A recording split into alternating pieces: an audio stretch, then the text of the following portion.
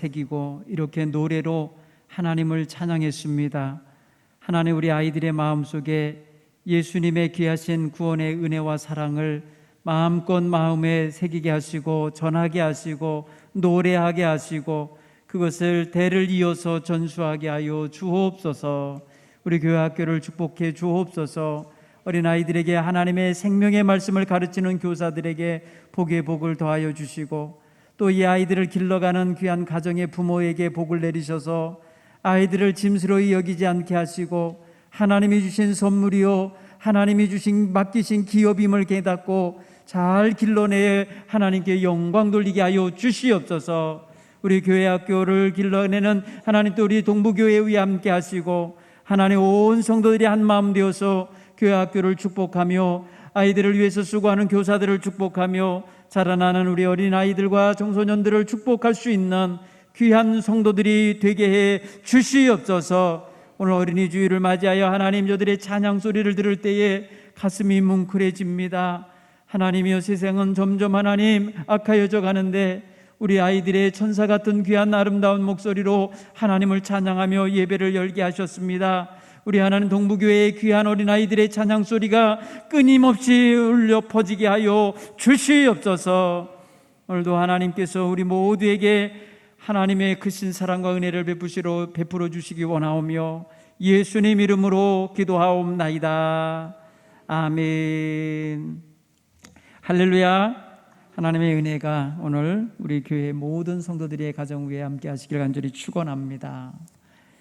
특별히 가정의 달을 맞이해서 오늘 첫날 하나님께 예배합니다. 하나님께서 여러분의 가정의 크고 작은 기도와 소원하시는 그런 간구를 들으실 줄로 믿습니다. 가정의 달이면 우리는 의뢰이 행복한 가정을 꿈꾸고 평안한 가정을 꿈꿉니다. 또 부모와 자녀 세대 간의 간극이 멀어지지 않고 늘 친밀하여 세대 차이가 나지 않는 복된 신앙의 가정이 되기를 꿈꾸게 됩니다. 바라기는 정말 여러분의 가정이 세대 차이가 없는 그런 믿음이 전수되기를 간절히 축원합니다. 할머니와 어머니, 또 할아버지와 아버지 사이에 흐르는 신앙의 대가 손자 손녀들에게까지 그대로 이어지기를 간절히 소원하시기를 간절히 축원합니다. 특별히 오늘 가정의 달을 맞이해서 가정의 기초가 되시고 기반이 되어 주신 부모님들, 애쓰고 수고하신 우리 할아버지, 할머니, 어머니, 아버지 모두에게 하나님의 크신 위로하심과 베푸시는 은총이 충만하기를 간절히 축원합니다. 자녀들을 길러서 세워내시고 또 가르치고 사회에 진출하도록 뒷받침이 되어주신 부모님들, 고생 많으시고 땀 흘리신 것이 참으로 헛되지 않게 되기를 바랍니다. 출가하고 분가하여서 가정을 이루어 살아가는 자녀들은 이렇게 고생하신 부모님들을 한시도 잊지 않게 되기를 간절히 축원합니다. 늘 곁에서 모시고 살아가는 자녀들이라면 부모님이 연로해 가시는 것이 눈으로 확인되어지고 마음의 상심되심이 무엇인지 금방 알 수 있지만, 멀리 떨어져 살아가는 자녀들은 부모님들의 애절한 그 사랑의 마음 다 헤아리지 못할 때가 많고, 아프셔도 말하지 않고 홀로 견디시고 계신 부모님의 그 애틋한 사랑의 마음을 다 헤아리지 못할 때가 많을 것입니다. 바라기는 우리 사랑하는 성도 여러분의 자녀들은 고향에 계신 우리 부모님들의 간절한 소망과 기도를 늘 잊지 않고 어디 가든지 빛과 소금된 그런 사명을 감당하는 믿음의 자녀로 잘 살아가시기를 간절히 축원합니다. 특별히 우리 연로하신 우리 성도님들은 마음을 넓고 크게 여셔서 내 자녀들이 자주 찾아보지 못하여도 품으시고, 내가 본 병이 나서 아파서 요양원에 가서 누이게 되어줘도 자녀들을 원망하지 않고 버림받았다는 느낌보다는 이 시대엔 이렇게 돌봄을 받는구나 하며 받아들일 수 있는 마음의 여유 공간이 있으시면 좋겠습니다. 특별히 지금 연로하신 분들은 자신들의 부모 세대를 섬기느라고 고생하신 세대이십니다. 그리고 자식들을 길러내리라고 정말 뼈와 살이 다 닳도록 고생하신 세대이시기도 합니다. 특별히 지금 연로하신 분들은 가난한 나라, 가난한 가정, 가난한 현실 속에서 살아내셔야만 했던 과거가 있으십니다. 그래서 고생도 남다르게 많이 하셨을 것입니다. 그런데 자녀들에게 돌봄을 받지 못하는 세대, 자녀들이 요양원에 모셔다가 맡기는 세대가 지금의 연로하신 분들의 세대입니다. 여러분, 이전에는 요양원이라는 게 어디 있었습니까? 죽으나 사나 내 가정에 내 어머니 아버지 모시고 살았죠. 그런데 지금은 자녀들이 맞벌이 하지 않는 자녀들이 거의 없습니다. 그래야만 먹고 사는 세상이 돼버렸어요. 그래서 지금의 노인들은 그런 면에 있어서 처음 요양원에 들어가는 세대인지도 모릅니다. 요양병원에 맡겨지는 세대이기도 합니다. 그래서 슬프실 수 있어요. 사랑하는 성도 여러분, 바라기는 자녀들은 최선을 다해서 부모님을 섬기고자 하는 마음을 가지시고, 부모님은 자녀들의 고생하는 것을 헤아리셔서 조금이라도 그 고생을 덜하도록 배려하시는 그런 마음을 가지셔야 노년이 불행하지 않겠습니다. 오늘날은 대가족 제도가 아니라 핵가족에서 독고 가정이 너무 많은 세대가 됐습니다. 여러분, 핵가족에서도 더 세분화된 게 개인 가정입니다. 홀로 사시는 분들이 많은 세상이에요. 전에는 그래도 자녀 가운데 한 자녀가 부모님을 모시고 있어서 다른 자녀들은 다 흩어져 살아도 그 부모님 모시는 자녀가 있어서 조금 더 안심이 됐었는데, 지금은 부모님 혼자 계신 분들이 너무 많아요. 독거노인이라고도 표현합니다. 그래서 노노케어라 해서 노인이 노인을 돌보는 그런 사회 시스템을 지금 만들어가고 있는 형편이에요. 젊은 사람들은 다 직장에 나가 있으니까 노인들끼리 서로 연락하면서 서로를 돌봐주는 그런 복지 시스템이 지금 갖춰가고 있고요. 예전에 없던 직업인 노인 요양보호사라는 것이 굉장히 많이 있어서 중년의 여성들, 중후반의 여성들이 많이 지금 하고 있는 거예요. 예전에 없던 직업이 생겼습니다. 그래서 내 자녀의 돌봄보다는 국가가 지원하여서 와서 돌봐주는 요양보호사들의 손길이 더 가까이 있는 시대가 됐습니다. 이런 현실 속에서 우리가 가정의 자녀들을 길러봐야 소용없다, 내가 애쓰고 고생했습니다, 다 소용없어, 이렇게 말하는 이런 낙심천만한 마음들, 낙심하여서 절망하는 마음들이 종종 느껴질 때가 있습니다. 바라기는 하나님 앞에서 그 모든 것을 현실로 인식하고 받아들여야 불행한 마음이 더 덜할 것이라 여겨집니다. 그래서 우리 가정의 달에는 이런 현실을 다 알고 있고 느끼고 있는 우리 가족 모두가 꼭 품어야 할 세 가지 정신을 꼭 가졌으면 좋겠어요. 첫째는, 아무리 시대가 변화해도 나를 낳아주시고 길러주신 부모님은 변하지 않고 늘 거기 계시니 부모 공경하기 원하는 마음을 모든 자녀가 품게 되기를 바랍니다. 이것은 하나님이 우리에게 명하신 명령이고 우리 인간이 반드시 지켜가야 할 도리입니다. 그러므로 부모님을 공경하는 자녀가 되기 원하는 마음을 부모의 자식들로서 서로가 서로 확인하고 서로 격려하여서 꼭 그 마음 품도록 해주는 이런 분위기가 가정에 늘 있기를 바랍니다. 1년 360일이 되어도 부모님을 찾아뵙는 날짜는 심히 적습니다. 때로는 아파 누워 계셔도 알지 못하는 자식들이 있어요. 다 낳고 난 다음에서야 힘들었노라고 말씀하시는 노인들의 마음은 자식들이 걱정할까 봐요. 걱정하여서 일하지 않고 달려올까 봐. 여러분, 부모님은 이렇게 고생스러우면서도 자신의 고생스러움을 말하지 않으려고 하고 계시니 자녀들이 알아서 부모를 공경하는 마음을 가질 수 있어야 되리라 믿습니다. 두 번째로는 부모님 살아계실 때뿐 아니라 돌아가신 후에도 형제 자매들 간에 화목하기 원하는 정신을 가지시기 바랍니다. 형제 우애는 너무나 중요한 울타리가 되는 그러한 역할을 합니다. 서로 지탱해주는 끈과 같은 역할도 해줍니다. 어려울 때에 힘이 되어주고 받침이 되어주는 이런 귀한 형제 자매 간의 화목함을 이룰 수 있기를 간절히 축원합니다. 특히 믿음을 갖고 살아가는 형제 자매들은 어머니 아버지 살아계실 때에 자꾸 모이고 자꾸 서로 교제하면서 섬기는 모습을 함께 나누셔야 됩니다. 어려워도 그거를 할 수 있는 자녀들이 되셔야, 형제 자매 간에 사이사이에 끼어드는 사위도 있고 며느리가 있기 때문에, 그들의 변수가 또 있기 때문에 본 형제 자매가 온전히 한 마음이 되셔야 돼요. 그래서 본 형제 자매가 든든하게 서로 연대를 이루고 살아야 되지, 그러지 않으면 사위나 며느리들에 의하여 달라질 수 있어요.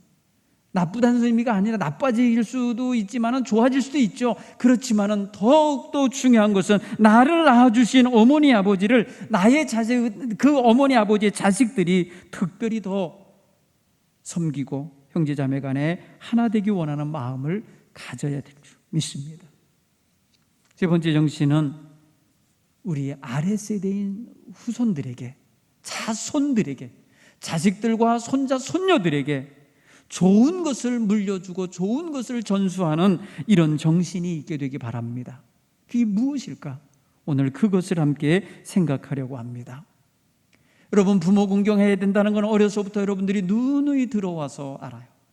형제자매 지금 현실적으로 서로 도움을 받고 도와주면서 살아가는 연대, 그게 얼마나 든든한 건가도 알아요.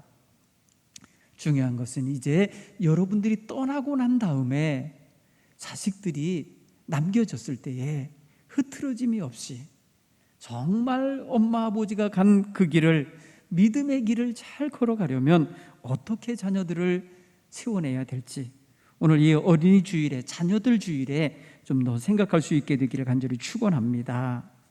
오늘 등장인물은 요셉입니다. 여러분, 요셉이라는 사람은 우리가 잘 아는 애굽의 총리로서 80여 년간을 살아낸 사람. 그가 총리가 되기 전에는 너무 일찍 엄마를 잃었어요.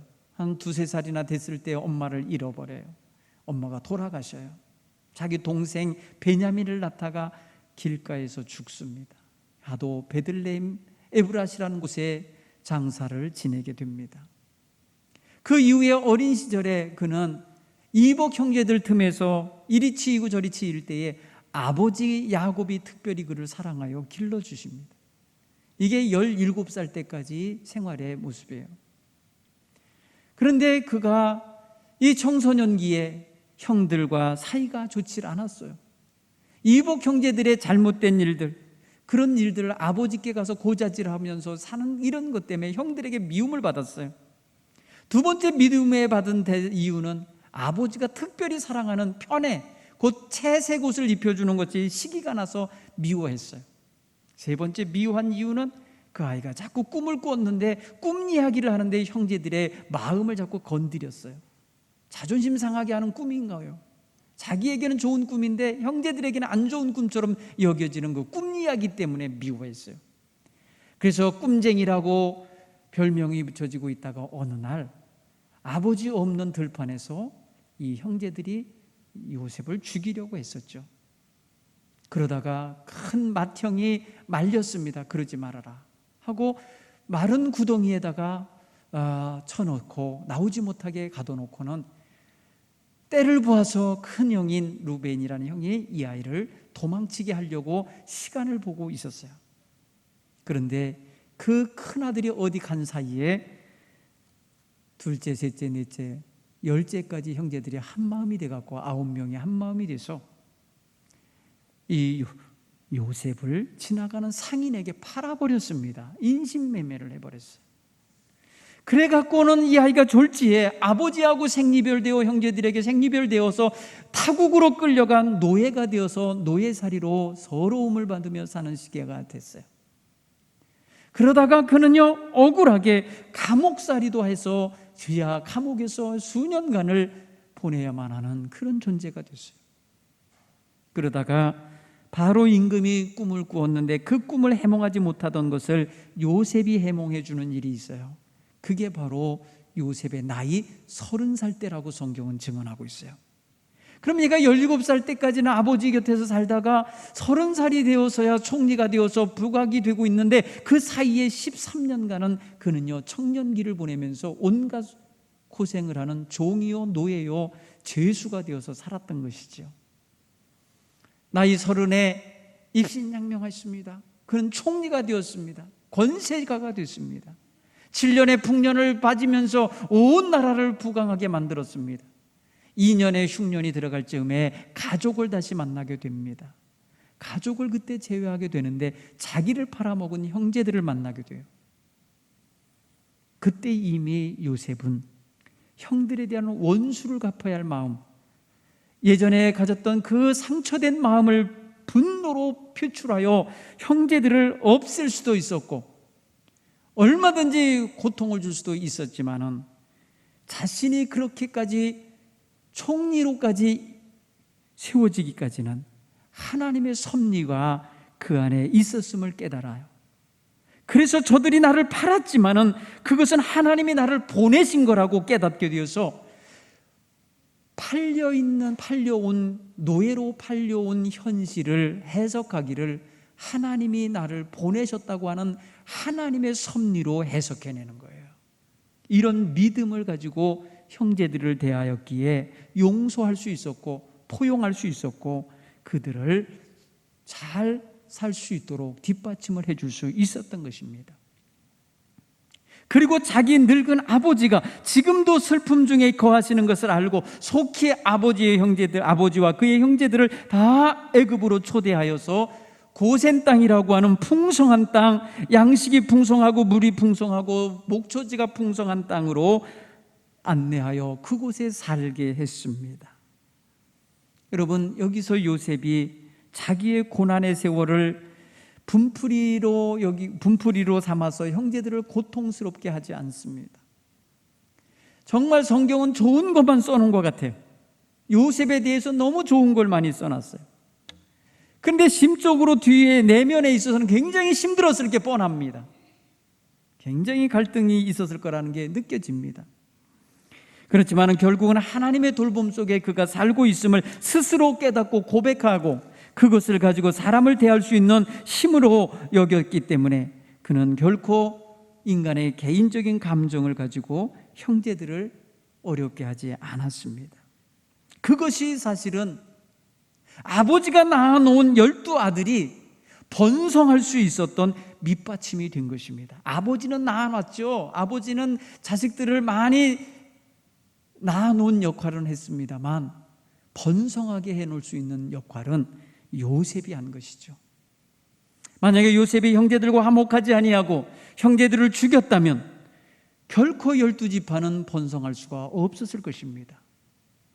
자기의 억울한 감정을 이용해서 형제들을 심판했다면 형제들 간에는 서로 책임을 전가하며 싸우느라고 갈등하느라고 화합하지 못했을 것입니다. 그런데 요셉이 저들을 다 용서하고 포용하고 사랑으로 또 섬김으로 그들을 대하였기에 12지파는 왕성하게 번성할 수 있는 기반이 된 것입니다. 여러분, 사실은 야곱은 이미 늙어서 그의 앞에서 이미 세상을 떠나갑니다. 여러분, 우리 창세기 47장 8장 끄트머리를 보면은 이 야곱이 요셉에게 유언하는 장면이 나옵니다. 48장 21절에 이스라엘, 여기 야곱입니다. 이가 요셉에게 이르되 나는 죽으나 하나님이 너희와 함께 계시사 너희를 인도하여 너희 조상의 땅으로 돌아가게 하시리라. 이러면서 자신이 죽을 것에 대하여 생각하고 하나님이 자신의 자손들을 번성하게 하신 후에 인도할 것을 고백하고 믿게 합니다. 그런 후에 그는 또 다시 12지파가 되어야 할 아들들을 다 불러 모아 축복한 후에 그들 앞에 이렇게 말합니다. 내가 내 조상에게로 돌아가리니 나의 조상들이 묻혀있는 그 굴에 나의 선조들과 함께 장사해다오. 이런 유언을 합니다. 여러분, 신앙에 대한 유언과 함께 자신의 장래에 대한 유언을 하고 있는 것입니다. 이것을 요셉이 받듭니다. 사랑하는 성도 여러분, 자식들은 부모님이 남기는 유언을 귀중히 여깁니다. 물론 요즘에는 유언을 공증을 받아놓는 절차도 필요하다고 그래요. 그냥 구두로 한 거 자식들이 아니라고 부인하면은 자식들 간에 다툼이 일어나기 때문에 아예 공증을 받아놓습니다. 유언을 변호사를 통해서든지 법무사를 통해서든지 작성해 놓는다. 그래서 나중에 자신이 떠난 후에도 자식들의 갈등이 없기를 원하는 거죠. 그런데 이 당시에 지금부터 한 3,500년 전 이야기 아니겠습니까? 그 이전의 이야기로서 들으면 아주 고대 이야기입니다. 그런데 거기에서 지금 자손들을 둘러 모아놓고 나가 죽으면 나의 조상들, 나의 할아버지 아브라함이 묻혀 있는 곳, 나의 어머니 아버지가 묻혀 있는 곳, 그곳에 나도 갖다 묻어다오, 이렇게 청하는 것은 야곱이 지금 어디를 지향하고 있는지를 보여주고 있는 것입니다. 요셉의 입장에서 보면 자기 아버지가 이 살만한 땅에 이민와 계신데, 이 애굽이라고 하는 좋은 땅에 와 계신데 왜 굳이 죽어서 그 토박한 땅, 그 거친 땅 가나안 그곳에 가서 묻히기를 원하실까 생각하지 않을 수가 없는 거죠.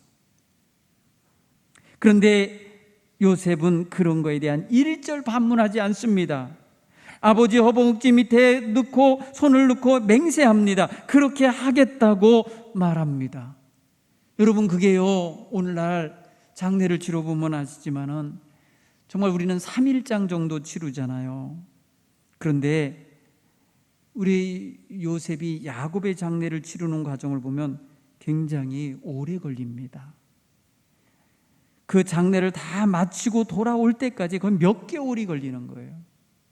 왜 그런 거 하니 40일 동안에 걸쳐서 방부하는 그런 과정을 거쳤습니다. 50장 3절에 보면은 40일이 걸렸다고 그랬어요. 염을 하는데 40여일이 걸렸어요. 그리고 나서 애굽 사람들과 함께 7일 동안 다시 그를 위해 애곡했다. 47일. 그리고 여러분, 곡하는 기간이 지나자 요셉은 바로 궁에 말해서 내가 아버지에게 이러이렇게 장례를 치러드리겠다고 유언을 받들어야 하는 성편에 놓여 있습니다 했더니, 그러면 다녀와라, 장례를 그렇게 치러라 해갖고 마치 말입니다, 애굽 왕이 죽은 것처럼 근사한 장례를 치르는데, 애굽에서부터 가나안 땅까지 어마어마한 인파가 동원되어서 그 모든 장례를 치릅니다. 그날 장례를 보면은요, 아버지를 장사하러 올라갈 때에 바로의 모든 신하가 대동했습니다. 바로 궁의 원로들과 애굽 땅의 모든 원로와 요셉의 온 집안 식구들, 형제들, 그리고 그의 아버지 집에 모두 함께 올라갔다고 그랬습니다. 뿐만 아니라 어린아이들과 양떼와 소떼만 고센 땅에 남겨두고 병거와 기병까지 따라 올라갔다는 것입니다. 이것을 보고 가나안 백성들이 말하기를, 야, 애굽의 왕이 죽었나 보다, 이러면서 볼 정도로 어마어마한 장례 행렬이었어요. 여러분, 아들이 잘 사니까, 아들이 성공하니까 초라한 아버지의 인생이 마지막 장례가 화려한 장례식이 된 거예요. 최고의 장례식이 된 거예요. 이스라엘 백성 가운데, 성경에 나오는 이스라엘 백성 가운데 최고의 장례가 바로 야곱의 장례식이에요. 그는 말합니다. 바로에게 자기 소개할 때 내 나이 130세인데 험악한 세월을 살았나이다, 이러면서 자기 인생을 험악한 세월 산 인생으로 고백을 했던 사람이에요. 그리고 17년 동안을 요셉의 봉양을 받으면서 애굽 생활을 하시다가 돌아가신 거예요. 그러니까 큰 공로를 세운 게 아니에요. 뭐 대단히 무슨 사람들에게 유익을 끼치고 대단한 공로를 세운 인생이 아닌데, 아들 요셉이 성공하여 있고, 아들 요셉이 큰 권력자로 서 있고, 아들 요셉이 모든 영향력을 갖고 있는 그 나라에 가서 살게 되니까 그와 같은 장례를 치르게 된 것입니다. 아주 화려한 장례요, 위대한 장례가 된 것입니다. 그렇기 때문에 그 장례가 다 진행되는 동안에 수개월이 걸릴 수밖에 없는 게 먼 거리입니다. 여러분, 장례를 치르는 장례 행렬이 무슨 마차나 군대처럼 달려갈 수는 없잖아요. 천천히 예를 갖추면서 가기 때문에 그 길은 정말 수개월이 걸리는 거예요. 왕복. 그렇게 장례를 치르고 왔어요. 그리고 자기와 가족들이 애굽에 돌아와서 살아가는 세월이 이제 다시 한 5, 60년 더 살아요. 여러분, 요셉이 아버지를 만난 때가 39살 때 다시 만나요. 그리고 17년을 같이 살았으니까 56세경에 아버지가 돌아가시는 거예요. 그런데 오늘 성경 본문에 보면 자기가 110살에 죽어요. 그러면 그 사이에 나머지는 시간이 있죠. 그러면 얼마예요? 한 54년을 그는 이제 아버지 없이 형제들과 함께 사는 시간이 되는 거예요. 여러분, 그 기간 동안에 형제들이 두려웠어요. 아버지라고 하는 방패막이 울타리가 사라지자 형들은 수십 년 전에 그 동생을 팔아먹었던 죄, 동생을 미워했던 죄, 동생을 무자비하게 돈 몇 푼 받고 상인에게 넘겨줬던 그 죄 때문에 지금 말입니다, 아버지가 돌아가시자마자 벌벌 떨면서 두려워하면서 요셉에게 와서 머리를 숙이고 우리는 당신의 종들입니다, 이렇게 말하면서 뭐라고 표현하냐?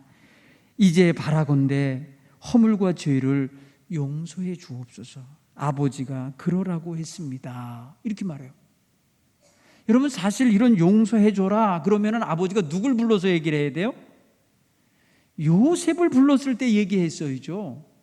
요셉하고만 있을 때 네 형들이 너를 그렇게 했지, 이제 용서해라, 아버지가 죽어도 원한을 갚지 말아라, 이렇게 말을 하면 요셉에게 해야죠. 그런데 오늘 성경 이야기를 보면은 형제들이 와서 얘기합니다. 아버지가 살아생전에 그렇게 말씀했다는 거예요. 돌아가시기 전에 당신에게 이렇게 하라고 명령을 하셨다고 하면서 그 명령이 바로 내용이 뭐냐, 이거예요. 네 형제들이 허물과 죄를 지었을지라도 악을 행했을지라도 용서하라, 이렇게 했다는 거예요. 여러분, 여기서 요셉은 이 소리 듣고 울어요. 이건 뭘 의미해 주냐면 형제들이 지금 아버지 살아계실 때는 아버지 그늘 밑에서 아버지가 계시기 때문에 요셉이 우리를 해하지 못하는 거구나 하면서 두려움 속에서 떨면서도요 아버지를 의지하고 살았던 거예요. 그런데 아버지가 떠나자 이제는요 아버지라고 하는 존재가 없으니까 요셉이 그 권력을 이용해서 자기들에게 원수를 갚고 분노를 표출하고 이전의 죄값을 치르게 할 거라고 하는 두려움이 있었던 거예요. 그때에 요셉은 그들의 말을 듣고 엉엉 웁니다.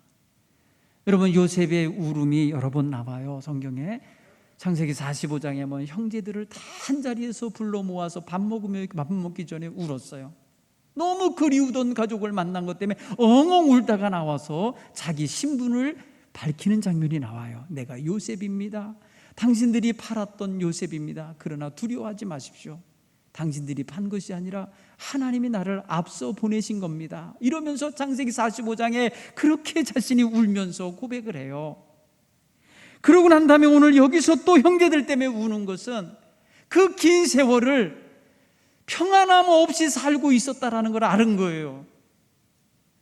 형제들이 아버지 그늘 밑에서 이 내 눈치를 보고 살았구나, 내가 행여라도 그냥 권력을 이용해서 없앨까 봐 두려워하며 살았구나, 하루도 평안함이 없었구나 라는 것을 느낀 거예요. 얼마나 연민이 들겠어요. 얼마나 가슴앓이가 느껴졌겠어요. 그래서 요셉은 그들의 말을 들을 때에 울었더라. 17절에 그렇게 말하고 있어요. 요셉이 왜 울어요? 아버지 돌아갔을 때 통곡했습니다. 이제는 형제들 때문에 통곡하고 우는 일이 벌어지는 거예요. 이게 요셉은 힘이 있는 자요, 권력이 있는 자요, 모든 걸 가지고 있는 자임에도 형제들이 자신에게 정말 종입니다 하면서 그 앞에 엎드려서 벌벌 떨면서 아버지 없는 티를 내니까 그게 슬펐던 거예요. 여러분, 한 번쯤은 처리해 가야 될 감정일 거예요. 정식으로 처리해야 될 거예요. 왜냐하면 그동안에 아버지 계실 동안에 사실은 아버지를 속여온 거 아닙니까? 아버지에게 속인 거 아니에요. 자기네들이 팔아먹었다는 소리를 한 번도 안 했어요. 아버지한테 악한 짐승이 찢었을 거라고 이렇게 말해갖고 아버지를 22년 동안이나 슬픔 속에 거하게 만든 거예요.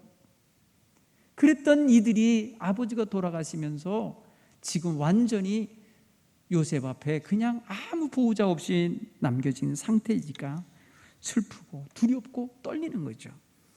여러분, 여기서 요셉의 입장을 여러분들이 생각해 보십시오.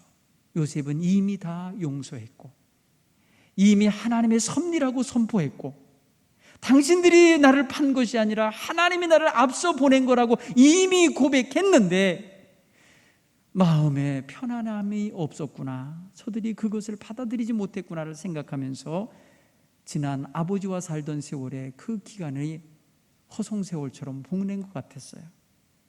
여러분 보십시오. 우리는 하나님 앞에서 우리가 받아 누리는 기쁨과 평안과 우리가 가지고 있는 권세와 능력을 우리 형제자매들에게 선포하고 전해줄 때에 저들이 똑같이 그것을 누리고 그 안에 들어와서 살기를 원하는 건데, 그러지 못하고 겉돌고 있거나 외면하고 있거나 아니면 받아들이지 않고 있어서 계속해서 불안함 속에 죄악 속에 머물러 살 때에 우리도 마음이 많이 아플 거예요. 특별히 우리는 용서해주고 이렇게 관용해야 되는 그런 상황들은 별로 없겠지만은 우리는 분명하게 요셉과 같이 형제들이 지금 자유를 누리지 못하고 있고 평안을 누리지 못하고 있었고 그리고 자신의 진심을 받아들이지 못하고 있었음을 알 때에 눈물이 났던 거예요. 사랑하는 성도 여러분, 요셉은 그래서 아버지를 공경하며 섬기는 일로서 최선을 다하고 그리고 형제들과의 화해를 위하여 최선을 다하는 모습을 보여주고 있는 것입니다. 그런 후에 그의 자손에게 오늘 본문의 말씀을 통해서 비전을 주고 있습니다. 오늘 성경 본문은 그는요 에브라임의 자손 3대를 보았으며 므낫세의 아들 마길의 아들들도 요셉의 스라에서 양육되었더라 하면서 그가 오랫동안 살면서 자손이 번성하는 걸 보았음을 말해주는 거예요. 그는 110살을 사는 동안에 하나님께서 자기 아버지의 다른 형제들도 번성하게 하지만 자기의 가정도 번성하게 하고 있음을 그는 보았습니다. 그리고 아버지가 돌아가시면서 하셨던 유언, 창세기 48장 21절의 그 유언을 그도 마음에 품고 있었기 때문에 자기가 죽으면서 그 유언을 똑같이 하고 있습니다. 아버지의 유언을 아들이 자신의 자손에게 하고 있는 것입니다. 유언을 유언하는 거예요. 이게 뭡니까? 유언 속에 담긴 아버지, 할아버지, 증조 할아버지의 그 신앙과 그 전통과 그 유산을 그대로 다음 세대에게 전수하는 역할을 하고 있는 것입니다. 사랑하는 성도 여러분, 왜 자기 아버지 야곱이 이 좋은 땅 애굽에 묻히기를 원치 아니하고 자기의 할아버지 아버지가 묻혀 있는 그곳, 그 가나안 땅, 그 해쪽 속에서 샀던 땅, 그 토굴 속에 거기 눕히기를 원했는가를 그는 아버지 떠난 이후에 계속 생각했을 거예요. 가서 보니 별거 아닌데 이 애굽의 피라미드가 훨씬 더 좋은 무덤이 될 텐데 왜 아버지는 거기에 가셨으려고 하셨나 생각하지 않겠습니까? 여러분, 그 후에 그는요 자기가 죽을 때에 유언할 때에 아버지가 한 유언을 그거 그대로 유언합니다. 뭐라고 표현하나 보십시오. 오늘 24절에 그의 형제들에게 이르되 나는 죽을 것이나 하나님이 당신들을 돌보시고 당신들을 이 땅에서 인도하여 내사 아브라함과 이삭과 야곱에게 맹세하신 땅에 이르게 하시리라. 여러분, 이게 뭡니까? 그 가문에 흐르는 여러분 신앙의 비전입니다. 하나님이 이 땅을 주시겠다는 그 언약을 붙잡고 있는 신앙 고백인 것입니다. 그러니 당신들이 그곳에 갈 때에 나의 해골도 메고 올라가 주십시오. 나도 거기 동참하고 싶습니다. 이거예요. 나도 거기 가고 싶습니다. 여러분, 굉장히 중요한 고백을 하고 있는 거예요. 여러분, 요셉은 지금 다음 세대에게 조상들로부터 물려받은 비전, 가나안 땅에 대한 비전을 물려주고 있어요. 그리고 하나님이 확실히 이루실 것이라고 하는 확실 있는 믿음을 이어주고 있어요. 그리고 나도 거기 가고 싶다고 하는 믿음의 소망을 거기에 전수하고 있습니다. 사랑하는 성도 여러분, 여러분들이 믿음 생활 지금 잘 하시다가 천국 가게 되실 때에 자식들에게 얘들아, 우리 천국에서 만나자. 천국에 꼭 와라. 내가 가서 기다리마. 이렇게 말할 수 있는 준비가 되어야지요. 내가 지금 믿음으로 살다가 떠나나 하나님께서 나를 인도하실 곳은 천국이니 너희도 믿음으로 살다가 천국으로 오거라 라고 말할 수 있는 이런 신앙의 비전과 소망의 믿음을 전수할 수 있는 저와 여러분이 될 수 있기를 바랍니다. 여러분, 이것이요 훗날 350년 이상이 지난 다음에 이루어지는 거예요. 여러분, 요셉이 이렇게 유언했던 것을 누가 수행을 하냐? 여러분, 출애굽기에 보면요 12장에 가서 보면은요 모세가 수행합니다. 모세라는 사람은요 레위 지파 사람이에요. 그런데 여러분, 그 모세 시대까지 300여 년이 넘는 시간이 있어요. 그러면 이 사람들이 애굽에서 종살이하면서 지쳐 있었는데 잃어버리지 않은 거예요. 조상의 유언을 잃어버리지 않고 300년 이상을 지속해낸 거예요. 그래서 애굽에서 떠나는 날 모세는 반드시 그 조상의 묘에 가서 해골을 챙겨 오게 한 겁니다. 여러분, 굉장하잖아요. 안 잊어버린 거예요. 자손들이 지켜낸 거예요. 사랑하는 성도 여러분, 여러분들이 믿음의 확신을 가지고 천국 소망을 가지시고 사시면서 그것을 확신 있게 자식들에게 심어주고 자손에게 전수해 주시면 수백 년이 지나가도 그 자식들이 그 길에서 떠나지 아니하고 그 일을 수행하게 될 줄 믿습니다. 이런 믿음의 유산을 넘기시길 간절히 축원합니다. 여러분, 땅과 집이나 이런 부동산은요 소유주가 자꾸 바뀌어요. 이 집하고 저 집으로 이사도 가고 막 하잖아요. 바뀝니다. 그건 유산답지도 않아요. 신앙의 유산은 누구도 뺏어가지 못합니다. 하나님이 주신 비전은 누구도 뺏어가지 못합니다. 여러분의 가정을 향하여 하나님이 주시는 놀라운 신앙의 비전을 전수하셔서 자손 만대가 그 비전을 따라 살아갈 수 있고 목표를 따라 갈 수 있도록 여러분이 인도할 수 있기를 간절히 축원합니다. 여러분, 이스라엘 백성들이 가나안 땅에 진입하여서 땅 분배를 다 받았을 때에 요셉의 해골이 어디 묻혀 있는지 아십니까? 350여 년 전, 400여 년 전에 말입니다. 애굽에서 아버지가 유언한 대로 됩니다. 여러분, 그때의 창세기 48장 22절에 이렇게 야곱이 죽기 전에 유언해요. 내가 네게 네 형제보다 세겜 땅을 더 주었다. 이거 무슨 소리예요?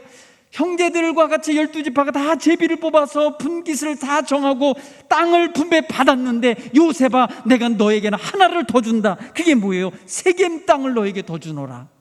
그 세겜 땅은 뭐냐? 아버지가 세겜에게서 돈을 주고 산 겁니다. 그 땅은 내 땅이 될 것이다 라고 한 거예요. 여러분, 세겜 땅에 가서 묻히게 됩니다.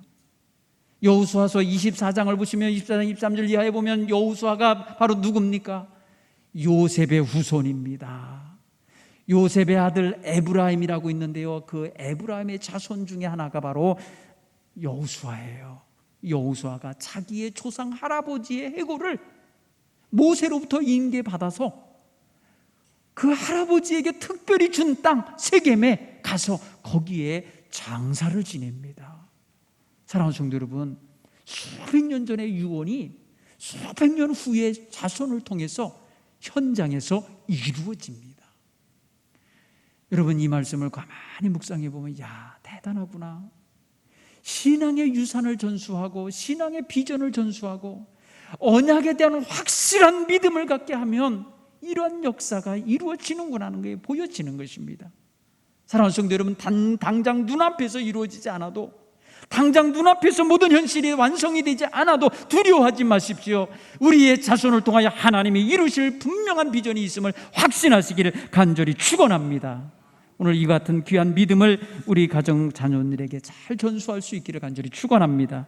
기도하겠습니다. 하나님 아버지, 고맙습니다. 오늘 주신 귀한 말씀이 우리 사랑하는 성도들에게 참으로 귀한 지침이 되게 하시어서 이 땅을 떠나길 때에 자손들에게 꼭 전수하는 귀한 유언이 되게 하시고 그런 비전이 되게 하시고 그런 신앙 고백이 되게 해 주옵소서. 예수님 이름으로 기도하옵나이다. 아멘.